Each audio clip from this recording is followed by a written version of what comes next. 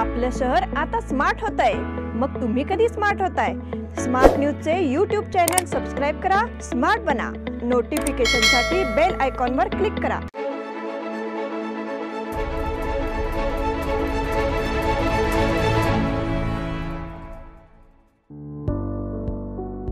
निधी groups, developers आणि builders.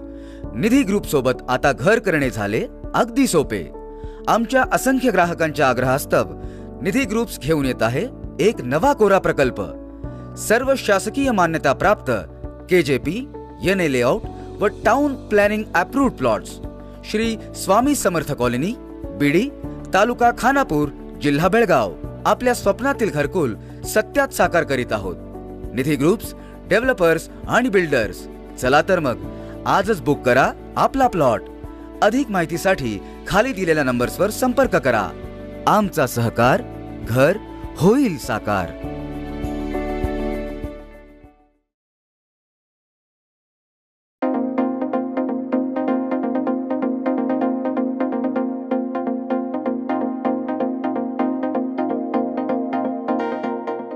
नमस्कार, मी Anuja Patil. Smart न्यूजच्या आजच्या बुलेटिनमध्ये आपले स्वागत करते। सुरुवातीला एक नजर आजच्या ठळक घडामोडींवर। चीनी घुसखोरीच्या मुद्द्यावरून संसदेत गदारोळ। महाविकास आघाडीकडून मोर्चाद्वारे भव्य शक्ती प्रदर्शन। बिल्किस बानो प्रकरणातील पुनर्विचार याचिका फेटाळली। जैतनमाळ येथील बेकायदेशीर प्रार्थनास्थळ हटविण्यासाठी आमदार अभय पाटील यांचा कठोर इशारा। 22वे मराठी साहित्य संमेलन यशस्वी। तीर्थक्षेत्र समेद शिखराजीच्या रक्षणासाठी जैन समाजाचा भव्य मोर्चा। लायन्स क्लबच्या डायलिसिस सेंटरमध्ये गरिबांसाठी फक्त 100 रुपयात डायलिसिस सुविधा। युवा समितीने घेतली नामदार शंभूराजे देसाई यांची भेट। पंतप्रधान मोदी 12 जानेवारीला बेळगावात। प्रगतशील लेखक संघातर्फे प्राध्यापक आनंद मेणसे यांचे व्याख्यान संपन्न।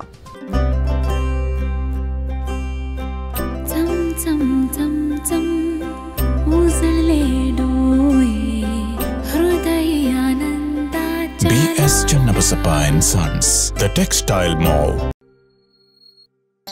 कोणताही फोटो घेण्याआधी पुढे येणाऱ्या अपेक्षित क्षणाची कल्पना मला आधीपासून असते। नमस्कार, मी अमित शिंदोरे। ह्या क्षणांना सुरेख पद्धतीने कॅप्चर करण्यासाठी माझ्याकडे नेहमी एक योजना असते। निकॉनच्या नवीन Z62 सोबत माझ्या कल्पनेपासून तर छायाचित्रपर्यंतचा प्रवास हा अतिशय सहज असतो। कधी काही भावुक क्षण पडद्याच्या मागे लपलेले असतात आणि कधी काही क्षण अचानकपणे समोर येतात। Z62 च्या 14 FPS मुळे मला हे क्षण अचूक पद्धतीने कॅप्चर करता येतात। कोणतीही गोष्ट सांगताना तुम्ही तुमच्या प्रेक्षकांना त्या प्रवासात घेऊन जाता। नमस्कार, मी रंजन झिंगाडे आणि मी प्रिफर करतो नवीन निकॉन Z62। त्याचा I detection auto focus feature ती कथा परिपूर्ण करतो।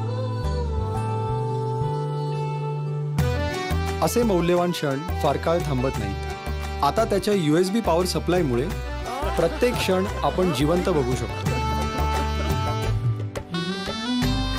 प्रत्येक लग्न ही एक रंगीत चित्रकथा आहे। आता नवीन Z62 च्या कमाल डायनामिक रेंजमुळे प्रत्येक फ्रेम ही एक रंगांचा अविस्मरणीय अनुभव देते। The all new Z62 is truly a multimedia power house. आणि आता पाहूया सविस्तर बातम्या। चीनी घुसखोरीच्या मुद्द्यावरून विरोधकांनी आक्रमक होत राज्यसभेत शुक्रवारी शून्य प्रहरामध्ये केंद्रीय अर्थमंत्री निर्मला सीतारामन यांच्या प्रत्युत्तराला आडकाठी केली। सातत्याने झालेल्या विरोधकांच्या हस्तक्षेपामुळे सीतारामन अत्यंत संतप्त झाल्या। जनसामान्यांच्या प्रश्नाबद्दल काँग्रेसला घेणे देणे नसून या पक्षाने लोकांचा विश्वासघात केलाय, अशी टीका सीतारामन यांनी केली। तृणमूल काँग्रेसचे खासदार नदीम उल हक यांनी बँक आणि वित्तीय संस्थांकडून डिजिटल ॲपवरून कर्ज पुरवठा होत असून त्याविरोधात असंख्य तक्रारीही केल्या गेल्याचा मुद्दा मांडला। 30 नोव्हेंबर 2020 ते 1 एप्रिल 2021 या काळात 12,903 तक्रारी केल्या गेल्या। काही ॲप बेकायदा असून त्यांच्यावर रिझर्व्ह बँकेचे नियंत्रणही नाही, 1100 ॲपपैकी 600 ॲप बेकायदा असून त्यातील बहुतांश चीनी आहेत असे हक म्हणाले। ते बोलत असताना काँग्रेसचे खासदार रणदीप सुरजेवाला हस्तक्षेप करत होते। खरगेही बोलण्याचा प्रयत्न करत होते। विरोधी पक्ष नेते उभे असताना त्यांना का बोलू दिले जात नाही अशी विचारणा काँग्रेसचे सदस्य उपसभापती हरिवंश यांना करत होते, पण त्याकडे दुर्लक्ष करत उपसभापतींनी सीतारामन यांना उत्तर देण्याची विनंती केली। महाविकास आघाडीकडून महामोर्चाद्वारे भव्य शक्ती प्रदर्शन, महापुरुषांविषयी करण्यात आलेली वादग्रस्त विधानं, महाराष्ट्र कर्नाटक सीमा प्रश्न आणि राज्यातून बाहेर चाललेले उद्योग या सगळ्याचा निषेध करण्यासाठी आज मुंबईत महाविकास आघाडीकडून महामोर्चा काढण्यात आला। तर दुसरीकडे या मोर्चाला उत्तर म्हणून भाजपकडून माफी मागू आंदोलन केलं गेलं। या पार्श्वभूमीवर शहरातलं राजकीय वातावरण तापलं आहे। महामोर्चानंतर झालेल्या सभेमध्ये राष्ट्रवादी काँग्रेसचे अध्यक्ष शरद पवार, ठाकरे गटाचे प्रमुख उद्धव ठाकरे, राज्याचे विधानसभा विरोधी पक्षनेते अजित पवार, ठाकरे गटाचे खासदार संजय राऊत, काँग्रेसचे प्रदेशाध्यक्ष नाना पटोले यांनी सत्ताधाऱ्यांवर परखड शब्दात हल्लाबोल केला। मोर्चा तर लहानच झाला। संपूर्ण महाराष्ट्रातून माणसं बोलवल्यानंतर परिस्थिती अशी हवी होती की कैक किलोमीटर लांब मोर्चा झाला। पूर्ण आझाद मैदान भरणारा मोर्चा असायला हवा होता, पण मोर्चा अपयशी ठरला हे संख्येवरून दिसतंय। अशा शब्दात देवेंद्र फडणवीसांनी महाविकास आघाडीच्या मोर्चावर खोचक शब्दात टीका केली। बिल्किस बानो प्रकरणातील पुनर्विचार याचिका फेटाळली। गुजरातमध्ये 2002 साली घडलेल्या बिल्किस बानो सामूहिक बलात्कार प्रकरणात जन्मठेपेची शिक्षा भोगत असलेल्या 11 दोषींची सुटका करण्याचा निर्णय गुजरात सरकारने घेतला होता। या निर्णयाविरोधात देशभरातून संताप व्यक्त करण्यात आला होता। दरम्यान बिल्किस बानो यांनीही या निर्णयाविरोधात सर्वोच्च न्यायालयात पुनर्विचार याचिका दाखल केली होती, मात्र न्यायालयाने ही याचिका फेटाळून लावली आहे। केंद्र सरकारच्या मंजुरीनंतर गुजरात सरकारने बिल्किस बानो सामूहिक बलात्कार आणि हत्या प्रकरणातील दोषींना 15 ऑगस्ट 2022 रोजी चांगल्या वर्तवणुकीच्या आधारावर तुरुंगातून सोडून दिले होते।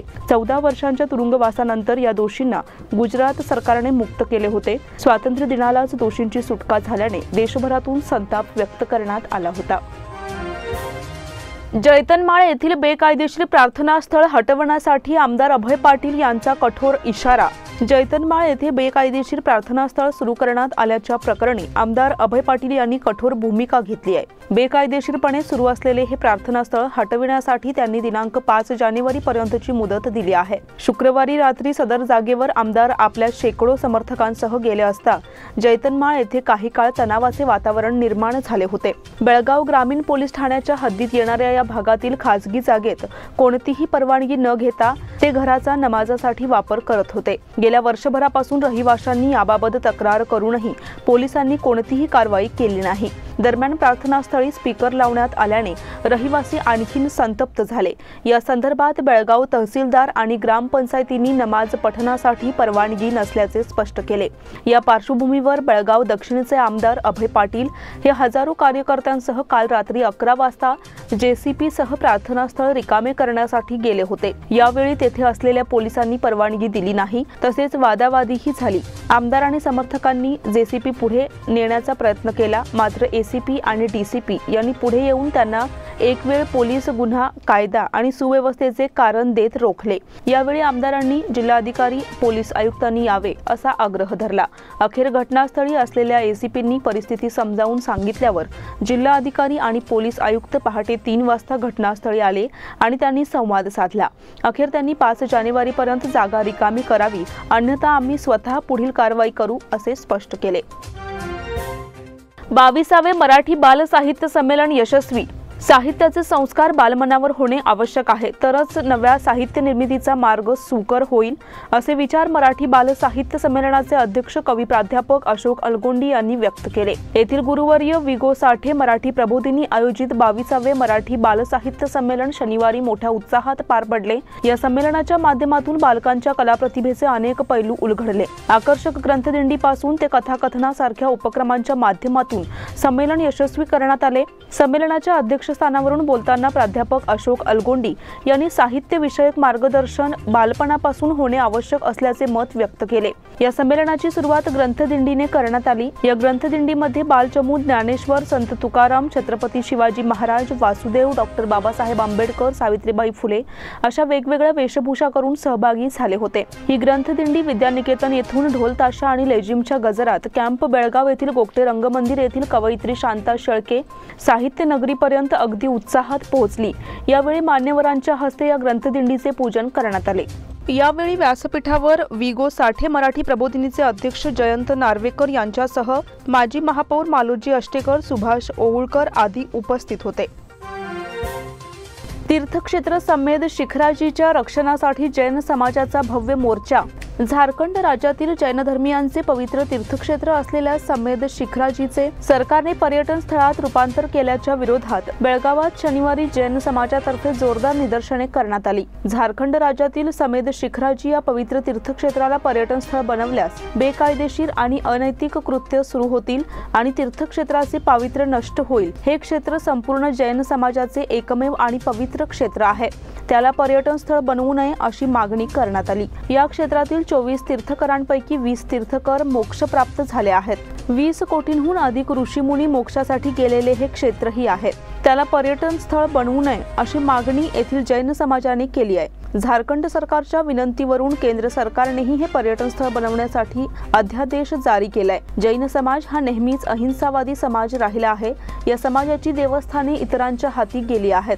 पर्यटन स्थळ झाल्यास दारू पिणे, मांसाहार आणि इतर अनैतिक कृत्य होऊन तीर्थक्षेत्राचे पावित्र्य बिघडेल। त्यामुळे झारखंड सरकार आणि केंद्र सरकारने तीर्थक्षेत्र पर्यटन स्थळ बनवण्याची योजना सोडून देवस्थानाचे पावित्र्य जपावे या मागणीचे निवेदन जिल्हाधिकारी नितीन पाटील यांच्यामार्फत पंतप्रधानांना सादर करण्यात आले। यावेळी या भव्य मोर्चाला मार्गदर्शन करण्यासाठी माजी आमदार संजय पाटील, वकील रविराज पाटील, राजेंद्र जैन यांची भाषणे झाली।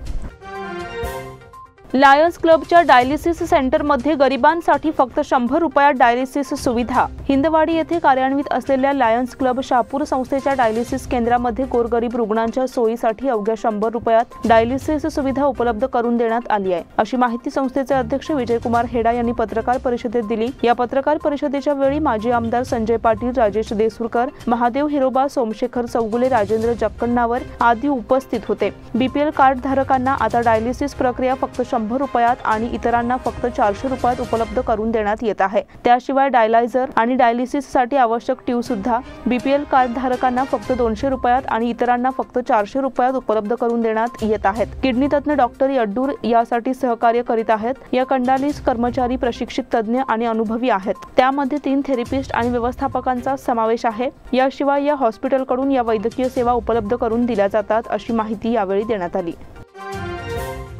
युवा समितीने घेतली नामदार शंभूराजे देसाई यांची भेट। महाराष्ट्र एकीकरण युवा समितीच्या वतीने महाराष्ट्र राज्याचे मंत्री, सीमा समन्वयक मंत्री शंभूराज देसाई यांची शिनोळी तालुका चंदगड येथे भेट घेऊन निवेदन देण्यात आले आणि सीमावासियांच्या भावना मांडण्यात आल्या। सर्वप्रथम सीमा समन्वयक मंत्रीपद निवड झाल्याबद्दल देसाई यांचे अभिनंदन करण्यात आले। तसेच महाराष्ट्र शासनाने सीमाप्रश्नी चालू घडामोडींची गंभीर दखल घेत सदर बाब केंद्र सरकारच्या निदर्शनास आणून दिली।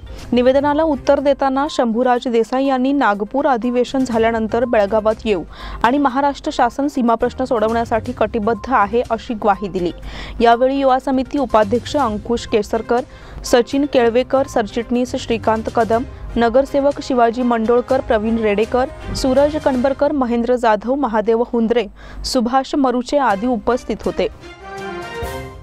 पंतप्रधान मोदी 12 जानेवारीला बेळगावात। पंतप्रधान नरेंद्र मोदी 12 जानेवारी रोजी बेळगावात येणार आहेत। बेळगावात 2 दिवस राष्ट्रीय युवा महोत्सव होणार आहे। या महोत्सवाचे उद्घाटन ते करणार आहेत। जिल्हा क्रीडांगणावर हा कार्यक्रम होणार आहे। केंद्र सरकारने स्वामी विवेकानंद जयंतीचा दिवस राष्ट्रीय युवा दिन म्हणून घोषित केलाय। त्या अंतर्गत बेळगावात कार्यक्रमात देशातील विविध राज्यातून सुमारे 6000 युवक युवती सहभागी होणार आहेत। या निमित्त सीपेड मैदानावर पुस्तक मेळा होणार आहे। शहरात येणाऱ्या महनीय व्यक्तींची राहण्या जेवणाची व्यवस्था केली जाणार आहे। दरवर्षी प्रत्येक राज्यात राष्ट्रीय युवा महोत्सवाचे आयोजन केले जाणार आहे। केंद्रीय युवा सेवा आणि क्रीडा मंत्रालयाकडे ही जबाबदारी देण्यात आली आहे। देशातील युवकांमध्ये असणाऱ्या प्रतिभा सादर करण्याची संधी या निमित्ताने मिळणार आहे। युवक युवतींना पुढे येण्यासाठी महोत्सवाच्या आयोजनाचे उद्दिष्ट आहे।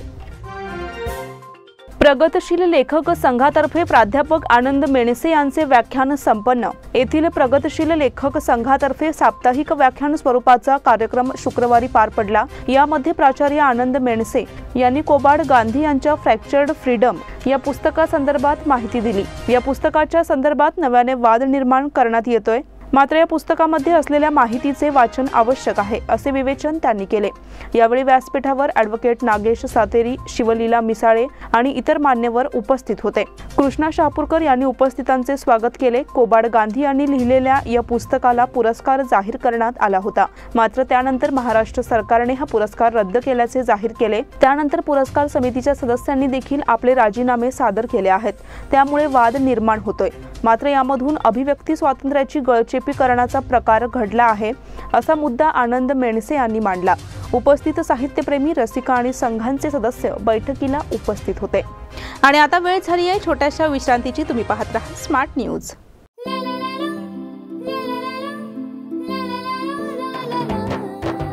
जले दीप अंगना में होगी रोशन दुनिया, पलकों तले छा जाए चांद तारों का साया, रंगोली में खिले रंग खुशियों की भी तरानी, तन मन झिलमिल जाए हर पल होंगे सुहाने, ये अटूट बंधन खिले हर आशियाना, रंग वस्त्रों का खजाना मन भाए आराधना, रंग वस्त्रों का खजाना मन भाए आराधना, आराधना मारुति गली बेलगाम, मन भाए आराधना।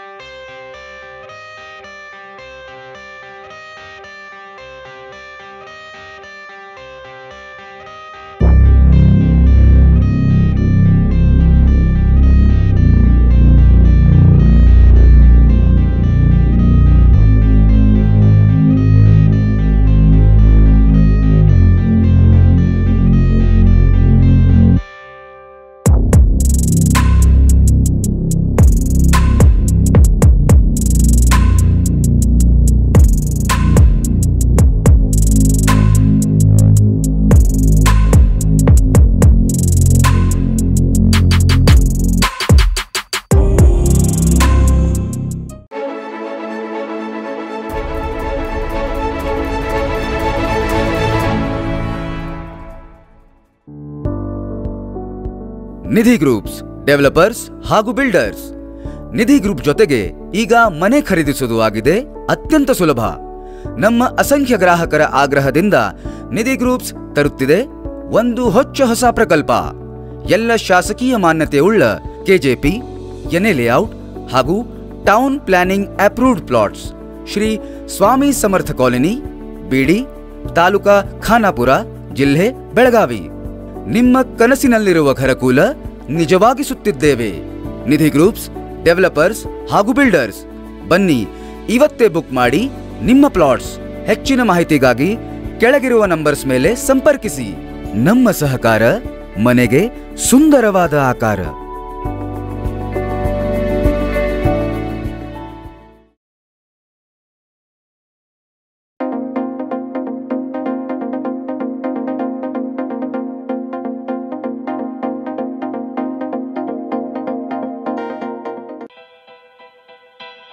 बेलगाम वासियों के पसंद में उतरा उड़ान बार एंड रेस्टोरेंट।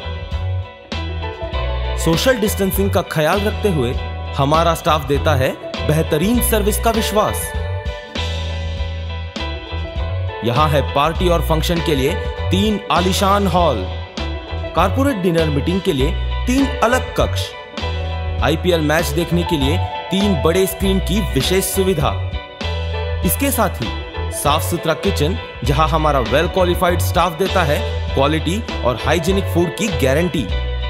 तो फिर खाने की हो बात तो आना परिवार के साथ।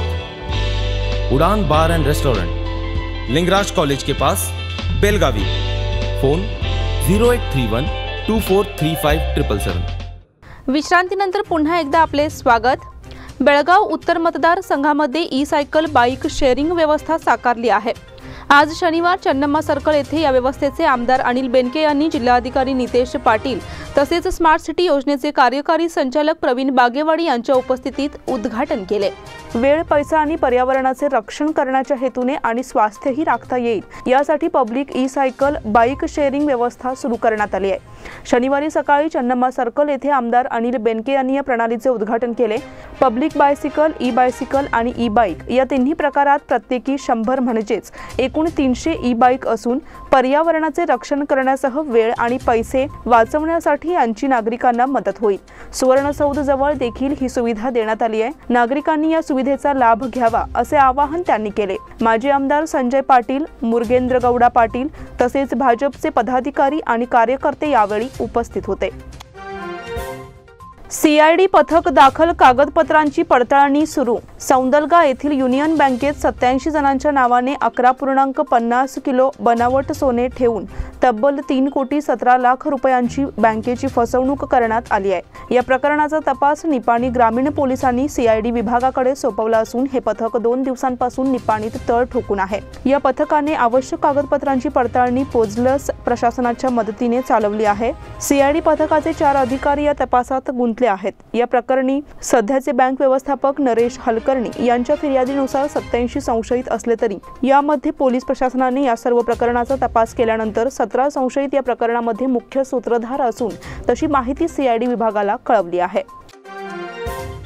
मटन मार्केट लिलाव बारगळला। कसाई गल्ली येथील मटन मार्केटमधील 39 गाळ्यांच्या लिलावाला बोलीच लागली नसल्यामुळे आणि इच्छुकांना महापालिकेने अधिक दर ठेवला असल्यामुळे लिलाव प्रक्रियाच बारगळली।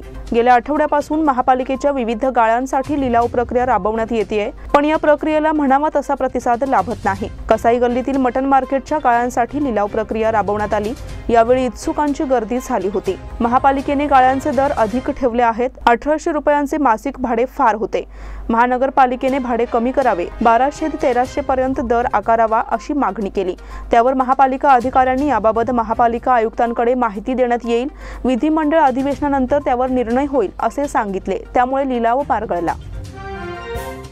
कडोलीत जागो हिंदू सभेची तयारी। कडोली येथील शिवाजी क्रीडांगणावर जागो हिंदू सभेचे आयोजन शनिवार दिनांक 17 रोजी सायंकाळी 6 वाजता करण्यात आले आहे। याची तयारी पूर्ण झाली असून सभेला हजारो हिंदुत्ववादी कार्यकर्ते उपस्थित राहणार असल्याची माहिती देण्यात आली। सभेला हिंदू राष्ट्र सेनेचे राष्ट्रीय अध्यक्ष धनंजय देसाई मार्गदर्शन करणार आहेत। सभेतून हिंदू विरोधी शक्तींना प्रत्युत्तर देण्यात येणार आहे, याची जागृती परिसरात करण्यात आली आहे। सभेसाठी व्यासपीठ उभारण्यात आले असून तयारी पूर्ण झाल्याची माहिती रवी हंजी, मारुती अष्टगी, शिवानंद मसगुप्पी, राजू चौगुले, हिरमणी होणगेकर यांनी दिली। कॅपिटल वन व्याख्यानमाला वेळापत्रक जाहीर। येथील कॅपिटल वन संस्थेतर्फे मराठी भाषिक विद्यार्थ्यांसाठी आयोजित एसएसएलसी व्याख्यानमाला उद्या रविवार दिनांक 18 डिसेंबर 2022 पासून सुरू होत असून व्याख्यानमालेच्या विषयांचे वेळापत्रक संस्थेने जाहीर केले आहे। कॅपिटल वन एसएसएलसी व्याख्यानमाला कॅम्प येथील ज्योती महाविद्यालयामध्ये दिनांक 18 डिसेंबर ते दिनांक 29 जानेवारी 2023 पर्यंत दररोज सकाळी 8:15 ते दुपारी 12 वाजेपर्यंत या कालावधीत चालणार आहे। व्याख्यानमालेचे वेळापत्रक पुढील प्रमाणे आहे। यामध्ये रविवार दिनांक 18 डिसेंबर 2022 रोजी विषय मराठी, रविवार दिनांक 25 डिसेंबर रोजी विषय कन्नड, रविवार दिनांक 1 जानेवारी 2023 रोजी विषय इंग्रजी, रविवार दिनांक 8 जानेवारी विषय गणित आणि रविवार दिनांक 15 जानेवारी विषय विज्ञान, तसेच रविवार दिनांक 22 जानेवारी विषय समाज विज्ञान आणि रविवार दिनांक 29 जानेवारी रोजी विषय इंग्रजी आणि त्यानंतर व्याख्यानमालेचा सांगता समारंभ होणार आहे। टिप्परच्या धडकेत शाळकरी बालक ठार। सायकलवरून घरी निघालेल्या शाळकरी मुलाला मालवाहू टिप्परने धडक दिल्याने मुलगा जागीच ठार झाला। प्रवीण महादेव शिंदे, वय 13, राहणार अनगोळ असे मृताचे नाव आहे। शुक्रवारी सायंकाळी 5च्या सुमारास भाग्यनगर 4थ्या क्रॉसजवळ हा अपघात घडला। यामुळे शहरातील अवजड वाहतुकीचा प्रश्न पुन्हा ऐरणीवर आला आहे। याबाबत वाहतूक पोलिसांनी अपघाताची नोंद केली आहे। घटनास्थळी जमावाने मोठी गर्दी केली होती। टिप्पर चालकाला अडवून पोलिसांना बोलावून घेतले। चालकावर गुन्हा दाखल झाला असून पोलिसांनी टिप्परसह त्याला ताब्यात घेतले आहे। चोरला घाटातील अपघातात 1 ठार। चोरला घाट महामार्गावर शुक्रवारी दुपारी 12:30 वाजता टेम्पो ट्रॅव्हलरची झाडाला धडक बसून झालेल्या अपघातात 1 जण जागीच ठार तर 13 जण गंभीर जखमी झाले आहेत। जखमींवर साखळी सामाजिक रुग्णालयात उपचार केल्यानंतर त्यांना पुढील उपचारासाठी गोवा मेडिकल कॉलेजमध्ये दाखल करण्यात आले।